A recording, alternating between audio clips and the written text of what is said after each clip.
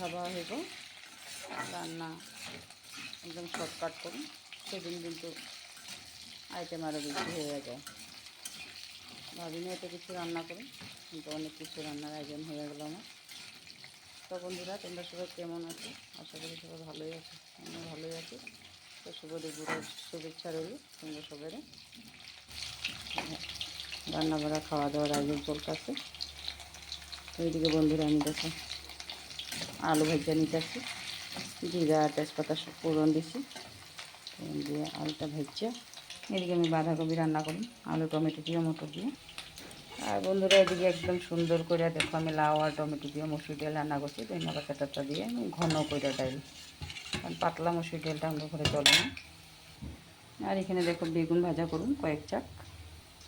আর এখানে দেখো আমি এলাঞ্চা পাতা, কালকে দেখাইছিলাম তোমরা আগের ভিডিওটাতে আনছি।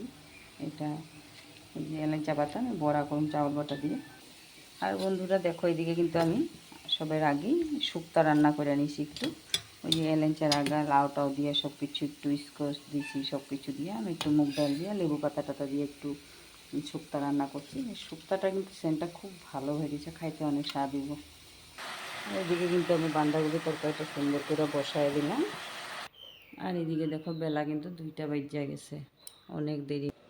আর বন্ধুরা এদিকে দেখতে পাচ্তেছে আমার ঘরের ভিতরে কি পরিমাণ রৌদ্র। এখন কিন্তু এই যে মোটামুটি 12টার থেকে সন্ধ্যা 5টা পর্যন্ত আমি ঘরের ভিতরে রৌদ্র থাকবো, জানো না, এইভাবে বিরাট গরম, একদম থাকা যায় না গরমে। এখন তো পুরো একদম 5টা পর্যন্ত রৌদ্রটা ঘরের ভিতর পর্যন্ত পাইব গিয়ে, অতিরিক্ত গরম পড়ে গরম সিজনে আমার ঘরে।